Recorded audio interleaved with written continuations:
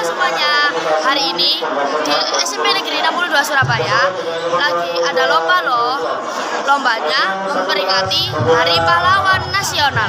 Kalian pasti ingin tahu kan lombanya, jadi ikuti kita terus ya. Dadah.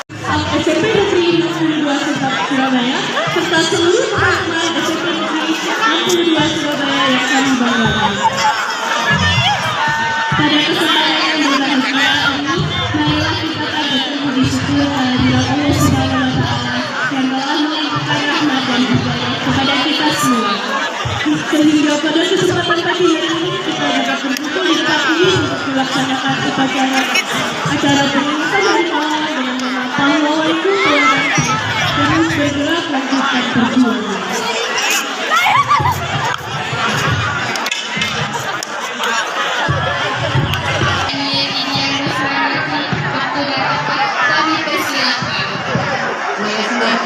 Assalamualaikum warahmatullahi wabarakatuh.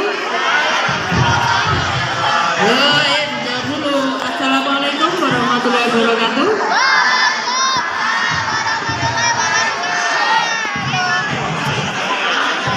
Selamat pagi dan salam sejahtera.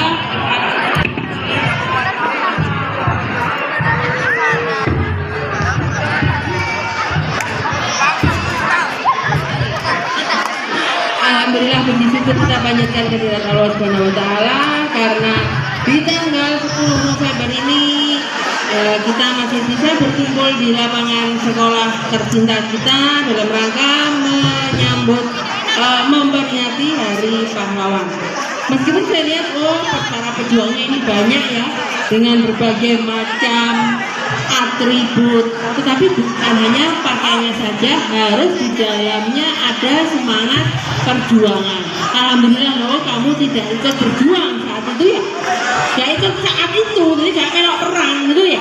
Tetapi saat ini harus tetap apa? Harus tetap berjuang, karena kalian tetap dianggap sebagai apa? Pahlawanku. Seperti yang di atas itu adalah di depan teladanku. Kalian harus menjadi teladan. Teladan adik-adik kelasmu, teladan dari semuanya, teladan di tengah masyarakat. Yang penting semuanya menjadi teladan yang baik ya. Dengan ucapan Bismillahirrahmanirrahim, saya buka untuk kegiatan kita, yaitu apa? Berbagai lomba ya. Senang gak ada pelajaran? Ya, yang cantika mesti senang. Sama PTKA yang tika, jangan lupa TKA-nya. Ya, nanti dimulai TKA Bahasa Indonesia ya. Kalau kemarin memang mungkin masih ada trouble yang masuk, yang untuk kelas 9 yang masuk hanya satu kalau nggak salah ya. Yang matematika itu ya, matematika. Tapi bismillah nanti hari ini untuk yang PK Bahasa Indonesia bisa semuanya bisa masuk dan bisa nanti mendapatkan hasil yang terbaik, karena semua kamu adalah yang kelas 9 adalah teladan dari adik-adik kelas di kelas 7 dan kelas 8. Harus yakin bisa ke depan dan semoga nanti semuanya diberikan nilai yang maksimal ya. Jadi nanti ini di awalnya ada nanti saya lihat cerdas cermat ya. Nah, berikan yang terbaik, kamu pasti bisa ya, untuk mengasah ya. Gak ada pelajaran tapi tetap gak ada pelajaran ya seneng ya, tapi tetap harus diikuti lomba-lombanya dengan baik ya. Termasuk juga ada parade ya Bu, parade busana. Parade busana setelah ini adalah setelah ini parade busana adalah dan kewirausahaan. Kamu kan nantinya juga akan menjadi calon-calon pengusaha yang sukses begitu ya. Tolong momen ini dijadikan bukan hanya lomba atau apa, tapi jadikan sebagai pembelajaran yang baik untuk ke depan gitu ya. Supaya tidak terlalu lama dan supaya nanti ya alhamdulillah ini tidak panas ya, di cuaca yang mendung-mendung mesra begitu. Kita mulai aja kegiatan yang pertama untuk apa? Acara cerdas cermat. Semangat ya anak-anak? Semangat, alhamdulillah ya. Jadi dari atributnya dan dari perjuangannya, dan jangan lupa terus bergerak, lanjutkan perjuangan. Jadi lanjutkan perjuanganmu saat ini menjadi apa? anak-anak yang masih belajar. Semoga sukses selalu ke depannya. Saya akhiri, wassalamualaikum warahmatullahi wabarakatuh.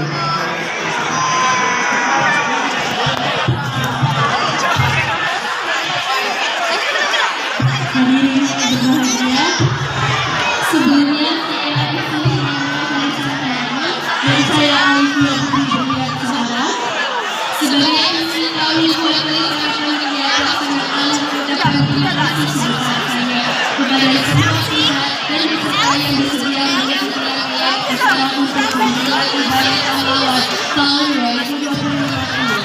Selanjutnya kami akan membacakan usulan pada kita. Yang pertama yaitu lomba cerdas cerdas. Kelas 9. Yang kedua yaitu persiapan lomba kejuaraan besar. Yang kedua yaitu persiapan lomba kejuaraan bersama. Yang ketiga yaitu lomba parade bersama atau PCC. Dan yang terakhir yaitu lomba membuat statue.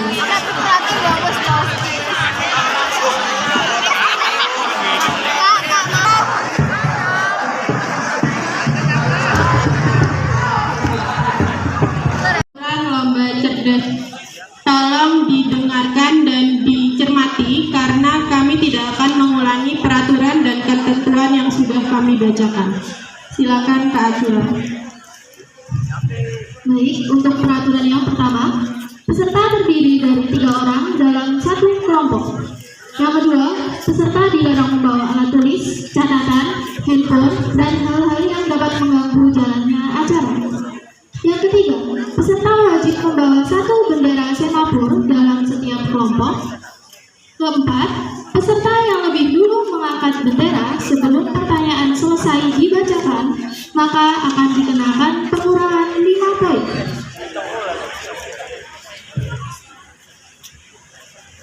Kelima, peserta yang lebih dulu mengangkat bendera semapur dan disilahkan oleh moderator diperkenankan menjawab pertanyaan. Apabila peserta menjawab pertanyaan sebelum atau bersamaan dengan mengangkat bendera, maka akan dikenakan pengurangan 10 poin. Apabila setelah 10 detik setelah mengangkat bendera, peserta belum menjawab pertanyaan, maka pertanyaan akan dilempar ke kelompok lain. Pada babak penyisihan, jawaban benar akan mendapat skor 50 poin. Jawaban salah mendapat skor negatif 10 poin atau pengurangan minus 10 poin. Dan apabila tidak menjawab, tidak mendapat poin atau 0. Pada setiap sesi di babak penyisihan, 2 kelompok dengan skor tertinggi akan lanjut ke babak semifinal. Waktu untuk menjawab pertanyaan adalah 10 detik, dihitung setelah dipersilakan oleh moderator. Selain peserta lomba, dilarang untuk menjawab pertanyaan yang diberikan oleh moderator. Sampai sini ada yang ingin ditanyakan? Kami ulangi sekali lagi. Menjawab pertanyaan sebelum atau bersamaan dengan mengangkat bendera akan dikenakan pengurangan 10 poin. Menjawab pertanyaan sebelum mengangkat bendera maka akan dikenakan menjawab pertanyaan sebelum pertanyaan selesai dibacakan maka akan dikenakan pengurangan 5 poin.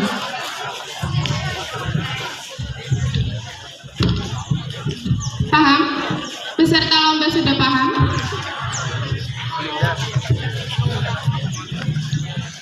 Baik, bisa. Yang berperan membangkitkan semangat juang rakyat Surabaya dalam pertempuran 10 November adalah, silakan. Bung Tomo. Bagaimana Ibu? Betul. Maka ke 9B mendapatkan skor 50.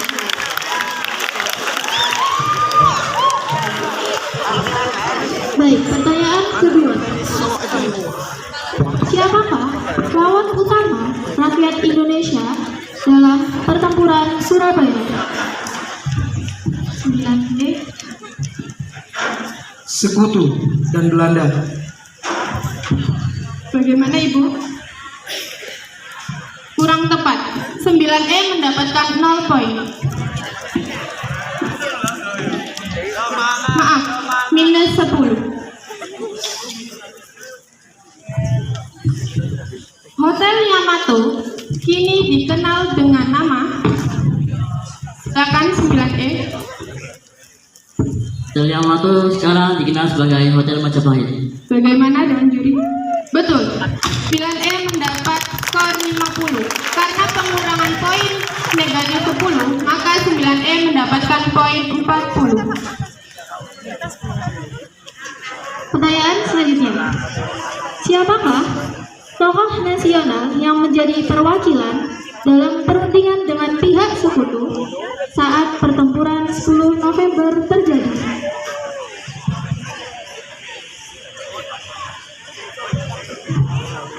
C. Sudirman. Salah. 9C mendapat minus 10. Pertanyaan selanjutnya. Apa peran penting pelabuhan Tanjung Perak pada masa kolonial? Saya ulangi. Apa peran penting pelabuhan Tanjung Perak pada masa kolonial?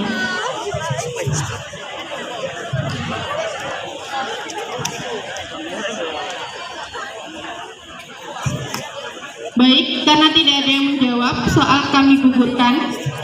Lanjut ke pertanyaan selanjutnya. Pertanyaan selanjutnya. Salah satu situs bersejarah yang dulunya merupakan pusat grosir terbesar di Hindia Belanda adalah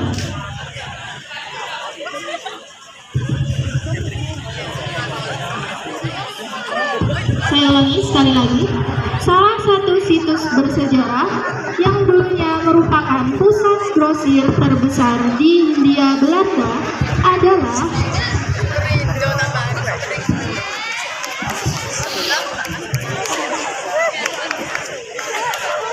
Baik, karena dari ketiga kelompok tidak ada yang menjawab, maka soal akan kami gugurkan. Selanjutnya, siapa yang mengeluarkan ultimatum kepada rakyat Surabaya pada tanggal 9 November 1945? 9B, silakan. Sekutu Inggris. Bagaimana Ibu? 9E, silakan. Brigjen AWS Malabi. Bagaimana Ibu? Salah. 9E mendapatkan poin minus 10.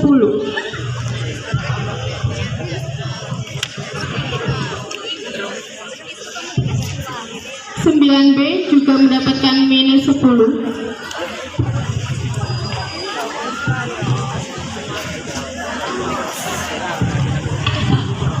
C bisa menjawab.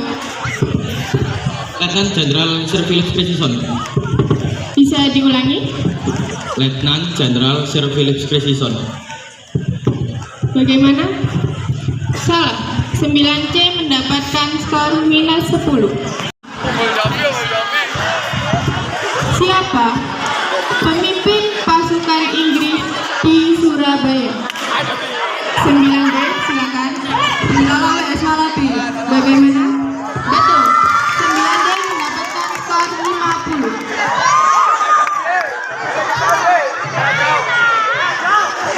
Pertanyaan kedua. Lokasi terjadinya peristiwa perobekan bendera berada di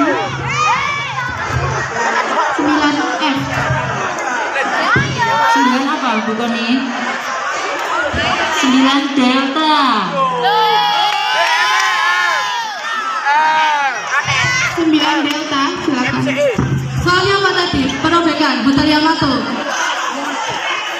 9D mendapatkan 50 poin.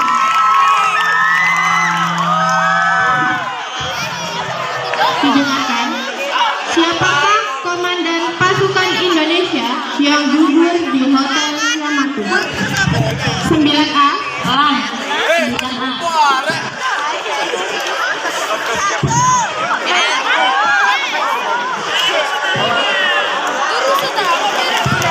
9A tidak dapat menjawab, maka mendapatkan skor minus 10. Soal dilempar. Siapakah komandan pasukan Indonesia yang gugur di Hotel Yamato? 9F.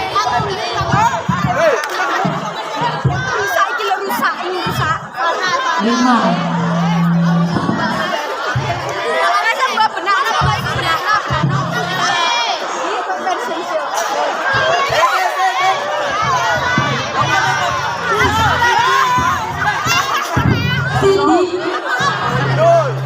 Salah. 9F mendapatkan minus 10.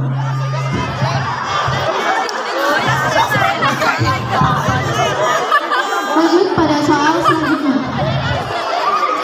Profesi Bung Tomo sebelum dikenal sebagai pemimpin perjuangan rakyat Surabaya. 9D melanggar pelanggaran pada poin 6. Pada poin 5, maka mendapatkan pengurangan 5 poin.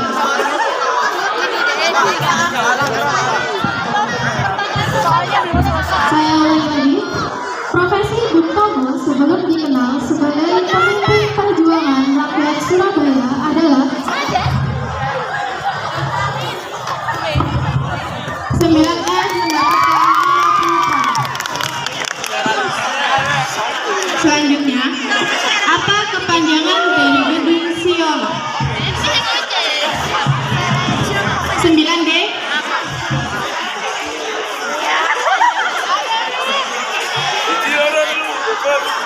9D menjawab dengan melewati waktu yang telah ditentukan.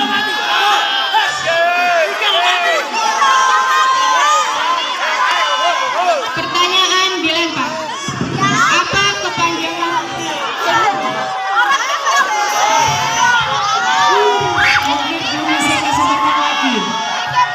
Apa kepanjangan dari gedung Siola?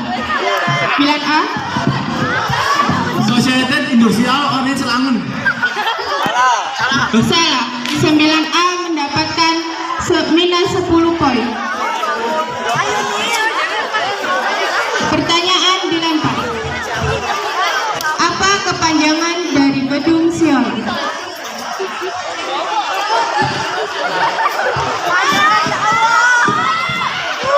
9D. Singapura, Hong Kong, London. Salah. 9D mendapatkan pengurangan 10 poin. Lanjut ke pertanyaan selanjutnya. Apa penyebab meletusnya pertempuran 10 November? 9D. Kematian Jenderal AWS Malabi pada tanggal 30 Oktober 1945. Betul. 9D mendapatkan 50 poin. Semifinal, jawaban benar akan mendapat poin 60, jawaban salah mendapat minus 15, dan apabila tidak menjawab tidak mendapat poin atau 0. Pada babak semifinal, kelompok dengan skor tertinggi akan lanjut ke babak final. Setelah perundingan antara pihak Inggris dan pejuang Surabaya, sempat disepakati bahwa mereka melakukan gencatan senjata. Namun, pihak Inggris mengingkari kesepakatan tersebut dengan menyebarkan ultimatum kepada rakyat Surabaya. Bagaimana pasukan Inggris menyebarkan ultimatum tersebut kepada rakyat Surabaya? 9A. 9A mendapatkan 80 poin.